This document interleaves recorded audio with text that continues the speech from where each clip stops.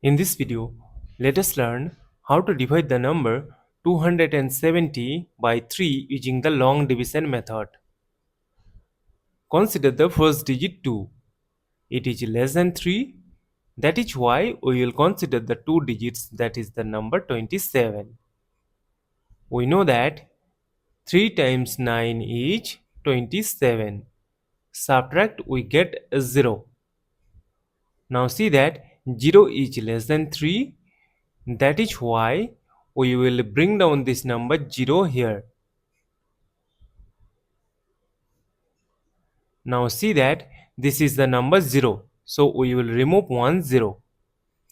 And from the multiplication table of 3 we know that 3 times 0 is 0. Subtract, we get a 0.